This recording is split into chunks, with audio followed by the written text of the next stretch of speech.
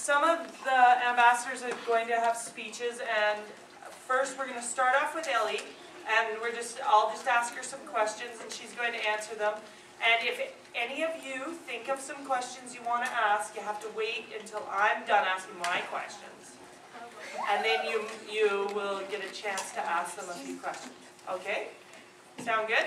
Yeah. And let's remember to be respectful and quiet, okay? Ready?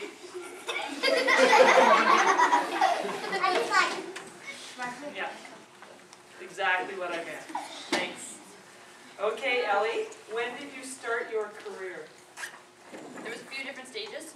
I started skiing when I was 18 months old, so I was just under the age of 2.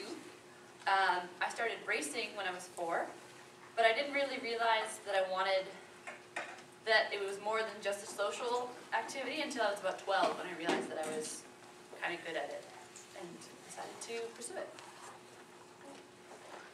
So that's really good for us, right? Because really, most sports, you don't really need to decide that you're serious until you're 12 or 14, and some even older. Things like rowing, most people don't even start until they're adults.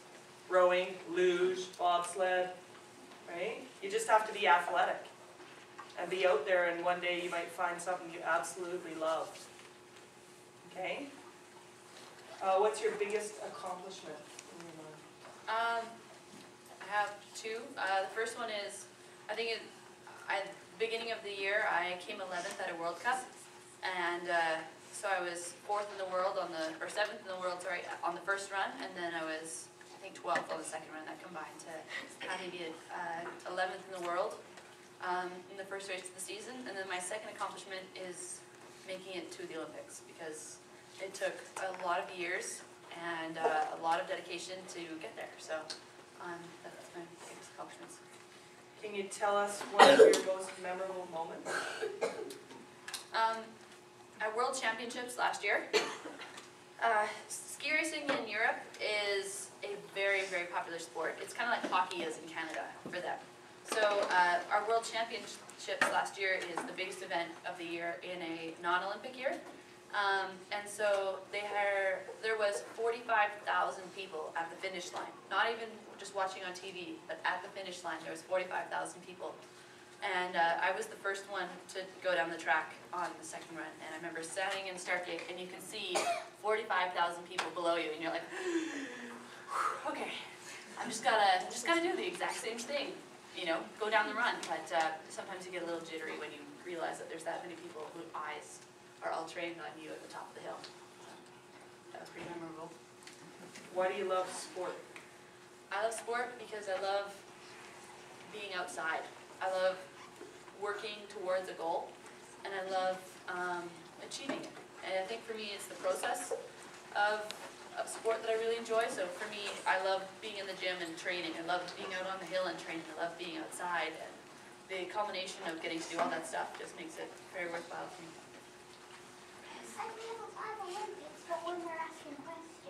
Right, how cool is that? Yeah, hey? Who inspired you in your journey? I'm going to say Nancy Green, just because she was somebody who was from my hometown, or she lived there while I was growing up, and she was somebody who always pushed me to succeed. And I think it's really important that, you know, you have people who like that. I mean, she won a World Cup, she won the Olympics, and she believed in me, and that was a really big thing. Another person who inspired me, though, is my mom. Just having somebody who's there to support me and really just believe in me being able to do it. So, yeah, big and small. Where is your favorite place to compete? At the moment, I'm going to be a little biased and say Levi, Finland, because I did really well there. That could change. If you had to choose another sport, which would you choose? Volleyball.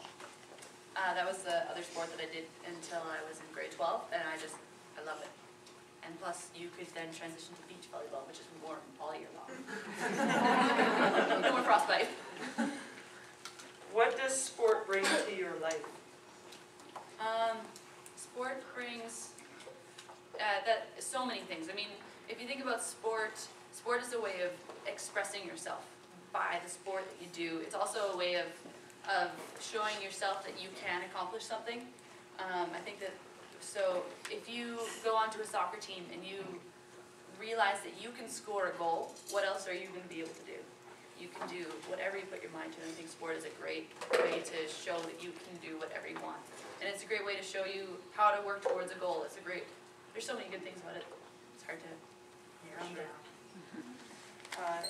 If you have an advice to give to our young girls, what would it be?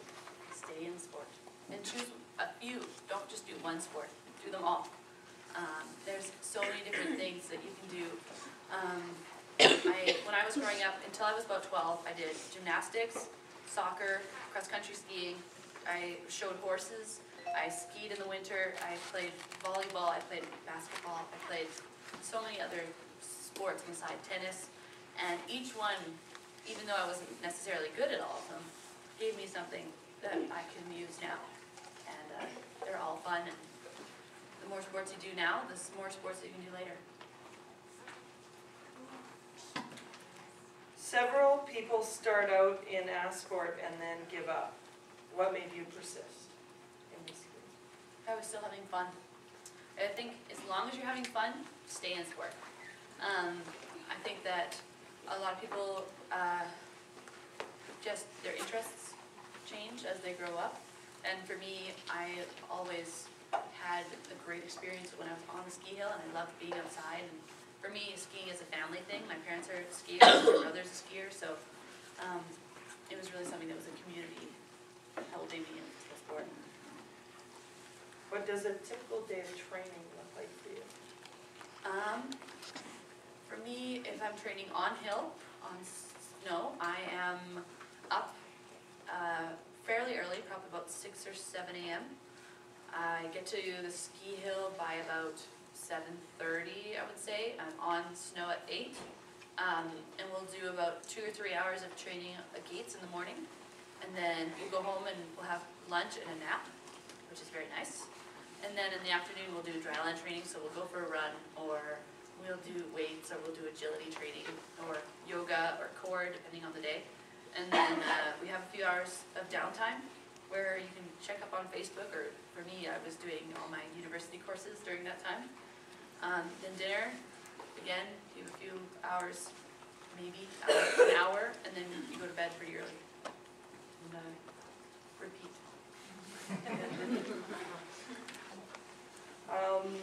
With the Olympic Games, what is the best thing that you got to do or see at the Olympics? Sorry, I threw this away. Okay, at the Olympics were amazing. If you ever get the chance to go to the Olympics, go for it. It's great. One of the coolest things that I got to do at the Olympics, I'm going to say 2 things. The first was I got to meet the men's bobsled team while watching Kaylee Humphries sled to gold. So I was in the athlete lounge with the men's bobsled team, and they were explaining what was going on. So, like, I don't know if you guys watched it, the Olympics, but sometimes you were looking at a sport going, what the heck is going on? I don't understand. Or why is this person fast and this person wasn't? So they were really able to explain bobsled to me, and they were commentating and being hilarious, and that was a really cool experience. And then the next day they went out and I was out there watching them, and they ended up crashing, but I felt so much more connected to their sport, knowing what was going on and then knowing who they were. And so that part was really cool. And the other part that was really cool is I got the chance to go to the gold medal men's hockey game, which was pretty cool. And Which pretty much everyone in this room watched, right? Yeah. It was a lot quieter. It was a lot quieter than I thought it was going to be. You know, NHL games are so rowdy and everybody's so into it. But at that game, it was all international people, and it wasn't Russia playing, and we were against the Swedes. And the Swedes were all of the Swedish ski racers went to the game too, and they were sitting right in front of us. So there was the Swedish skiers and then the Canadian skiers, and we're like, see you at the end of the game. And it was very good job, very good job. But we knew we were going to win, so it was really Okay, does anyone else have a question for Elli? How old are you? I am 25. I just turned 25, it still feels fresh. Georgia? I hope so. They're every 4 years, so I'm going to take this year to kind of do a little bit more school, but I really love the Olympics Olympics. They're in Pyeongchang in South Korea. I've never been there before, so I'd like to go, yeah. Rowan? Do you have any siblings? I do. I have an older brother. He's 4 years older than me, and he raced skiing, and he also raced mountain biking, and he was the person who really pushed me to go faster and all things. That was really good. Luce? Did you ever fall? Yeah. Many times. I won't say how many times I've fallen. I don't know. But when I was 19, I tore my ACL, my meniscus, and fractured the bottom of my femur, and was not able to ski for a whole year.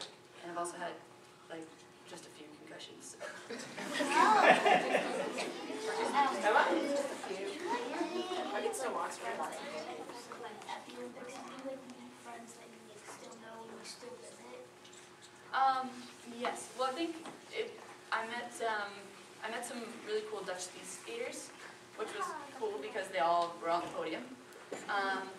And I met some Canadian athletes who I hadn't met before, or I'd seen them around but hadn't gotten a chance to talk to them. So that was really neat. And a few of the people that I knew growing up skiing changed sports, and actually that's a picture of one of them right there. Her name's Kelsey Terwiel. I believe that's Kelsey. Yeah. And Kelsey Terwiel and I grew up from the time we were 10 years old, and she ended up getting a silver medal in a different event that she grew up ski racing with me, so that was really cool too. Bridget?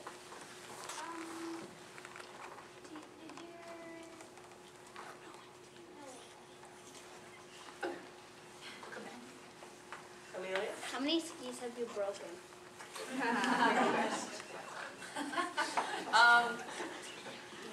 On purpose or not? Either way. I've probably broken, I get about 10 pairs of skis a year, and I Whoa. break most of them by the end of the year. Yeah. What do you eat What did I eat? At the Olympics, I decided that I was, well, they had a huge spread of things, like you could have eggs, you could eat oatmeal, but my favorite food in the world is crepes, and they had crepes, and I decided it would make me very happy if I ate them before the Olympics. So I had crepes the morning before my Olympics, and some eggs too, but usually I try and eat eggs or oatmeal. That's usually what I have in the morning. Yeah. How many times did I get mad? That's a good one. Because if someone beat me, not so much, because I'm more being angry at myself, not at anybody else. But mad in general, lots of times. Little temper tantrums all over the place. Yeah. Have you ever won a gold medal or a medal? I have. I How have. many? A lot. A lot. Not an Olympic one. Okay, one more. Do you working or how you sponsored all the money for the ski stuff? Because it's really expensive. Oh yeah. To be on the national team is $15,000 per year. So a lot of people don't realize how expensive it is, and that as a national team athlete, you actually don't. I mean, you have to pay to be on the national team. So this year I did a lot of fundraising, and I was able to raise $17,000. All of it, which ended up going towards skiing. That was just to pay team fees, and then the Canadian government, if you're an athlete, will give you a certain amount per month just for living expenses. But I go to school at the University of Vermont, and I'm there on a full ride scholarship. So as an amateur athlete, I have to be an amateur athlete to continue to have this scholarship. So I'm not allowed to accept money from prize money or sponsors. So that's why I had to fundraise, and also, yeah, for months that you're not in school, you're not allowed to receive money from the Are community. you not working? No, there's no time. Okay, we're gonna, after, okay? It's Zoya's turn now.